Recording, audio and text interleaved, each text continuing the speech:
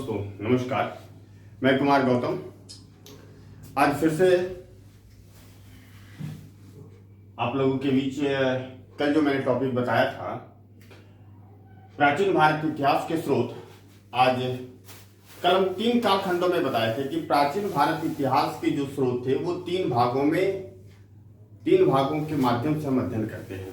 पहला था पुरातात्विक स्रोत, दूसरा साहित्यिक स्रोत और तीसरा विदेशियों का विवरण के बारे में मैं चर्चा किया था। आज जो पहला जो स्रोत है हमें इतिहास का जानने का, वो पुरातात्विक स्रोत के रूप में हम बताए थे। तो आज उसकी थोड़ी सी मैं विस्तृत आप लोगों के बीच चर्चा कर लूं। तो सबसे पहले मैं बताऊं कि पुरातात्विक स्रोत का मतलब क्या होता है। पुरातात्विक स्रोत, इसका मतलब हुआ कि पृथ्वी की खुदाई से प्राप्त अवशेष, जो जमीन के अंदर से जो मुझे कुछ साक्ष्य मिला, और उस साक्ष्य को हमने क्या किया, एक संग्रहालय में, एक म्यूजियम में हम रख कर आज उसको क्या करते हैं, अध्ययन के रूप में हम उसका प्रयोग करते हैं। उसी को हम पुरातात्विक स्रोत के रूप में अध्ययन करते हैं। इसमें मैं बताना चाहता हूं कि इसमें क्या क्या कौन कौन सी चीजें, पुरातात्विक स्रोत के माध्यम से कौन कौन सी चीजें की मुझे जानकारी है। तो सबसे पहला मैं बताऊं, अभिलेख से मुझे पुरातात्विक स्रोत की जानकारी मिलेगी। दूसरा मैं लिखा हूं, पहला जो था एक बार देख लेंगे यहां, अभिलेख, दूसरा सिक्के, तीसरा भवन, चौथा स्मारक, मूर्तियां और मृदभांड। ये जो 6 हैं, इन्हीं के माध्यम से मुझे पुरातात्विक स्रोतों की जानकारी प्राप्त होती है। तो सबसे पहले मैं बताऊंगा अभिलेख। अभिलेख क्या है, मैं कल भी चर्चा किया था कि अभिलेख जो थी वो बड़े बड़े पत्थरों पर उनके शासनकाल की व्यवस्था, उनके प्रशासनिक व्यवस्थाएं, उनके रहन सहन की, उन्होंने विजय अभियान का जिस पत्थरों पर लिखा गया और उसको हम आज इतिहास के रूप में पढ़ते हैं, उसी को हम क्या कहते हैं, अभिलेख कहते हैं। तो इसके जो अध्ययन करता हुए उसे एपिग्राफी यानी पुरालेख शास्त्र के माध्यम से हम इसकी जानकारी प्राप्त करते हैं। मैं एक और बात बता रहा हूं कि भारत में नहीं, पूरे वर्ल्ड की मैं बात करूं तो पूरे वर्ल्ड में प्राचीन अभिलेख के रूप में मुझे हड़प्पा की मुद्राओं से साक्ष्य प्राप्त होता है, लेकिन उस मुद्राओं से मुझे पढ़ने का कोई साक्ष्य प्राप्त नहीं होता, इसलिए उसको हम पुरातात्विक स्रोत के रूप में पढ़ते हैं, लेकिन उससे मुझे कोई भी चीजों की साक्ष्य या जानकारी हमें प्राप्त नहीं होती है। दूसरा आप देखेंगे यहां लिखा हुआ है कि मध्य एशिया के बोगासकोई नामक स्थान में लगभग 1400 ईसा पूर्व में इसकी जानकारी मुझे प्राप्त होती है। और वहां पे जो अभिलेख मिला गया बोगासकोई में, उसमें वैदिक सभ्यता के कुछ देवताओं का उल्लेख किया है, जैसे इंद्र है, मित्र है, वरुण है, नासात्य है। इन देवताओं का मुझे उससे जानकारी मिलता है और मैं अच्छी तरह से ये चीज को तब मुझे पता चलता है कि वैदिक काल में कौन कौन सी देवताओं का स्थान था, कौन कौन सी देवता पूजे जाते थे।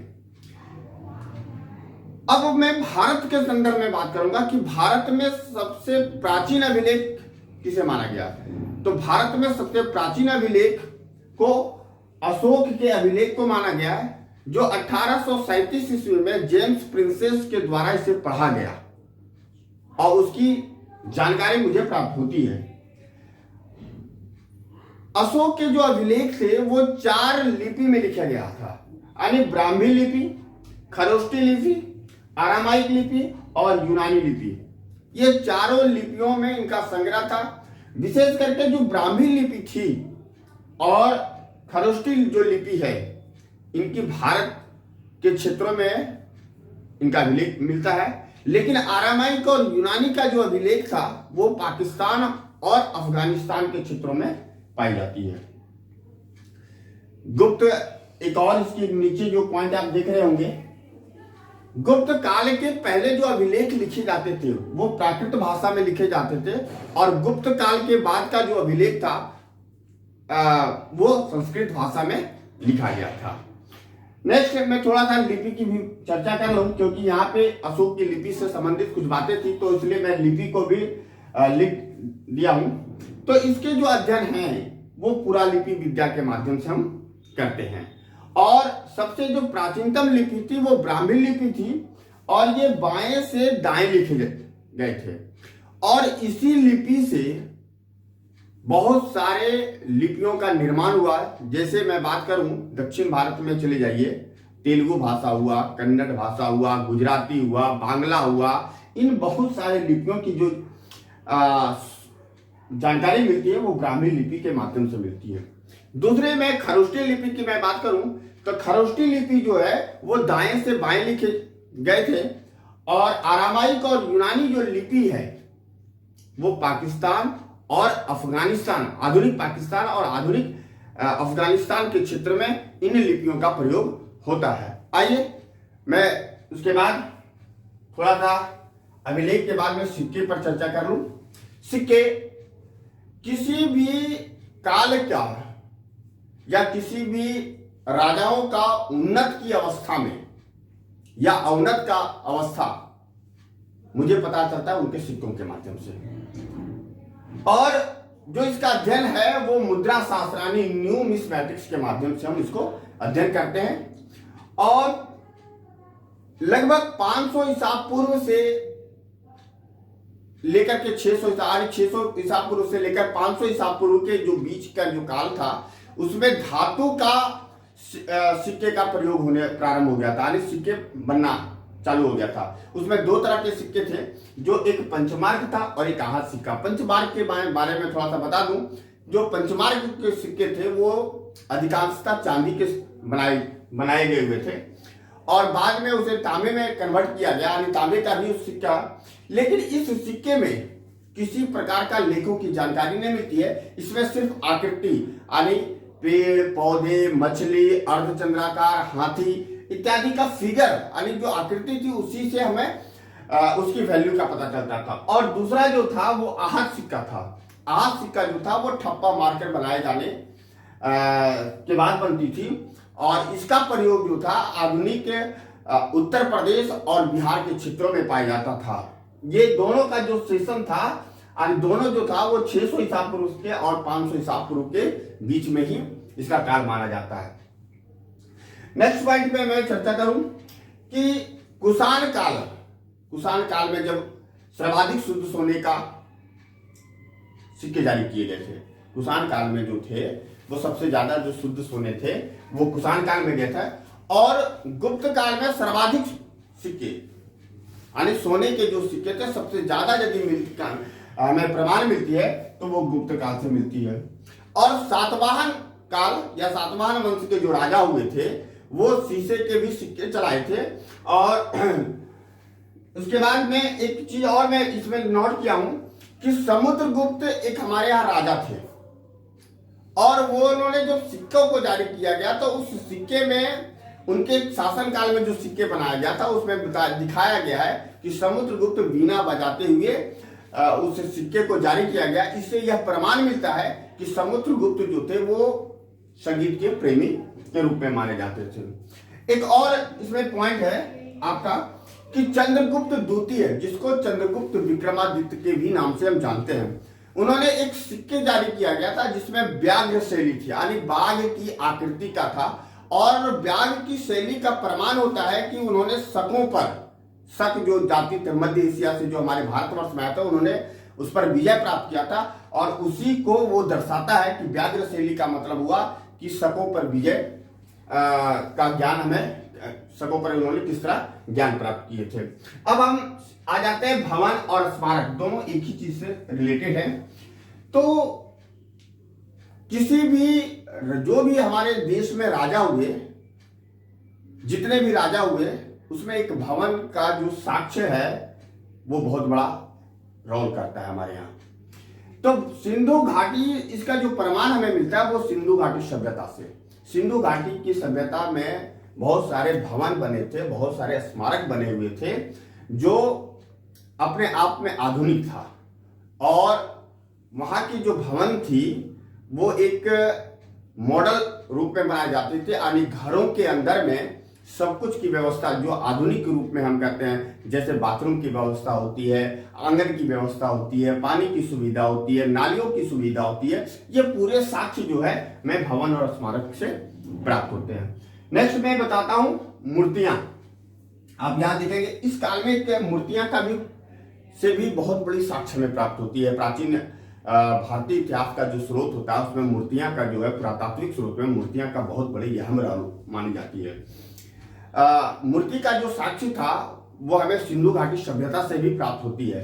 आगे जो हमारी चैप्टर होगी मैं उसमें बताऊंगा। लेकिन जो मूर्ति का निर्माण हुआ और क्रमिक रूप से उसका पूजा पाठ या उसका उपयोग या उसका प्रयोग किया गया वो कुषाण काल से माने जाते हैं। लेकिन उस काल में मूर्ति कला जो थी, मूर्ति का जो निर्माण होता था वो मूर्ति दो तरह से निर्माण किया जाता था। एक हमारे यहाँ था गांधार शैली।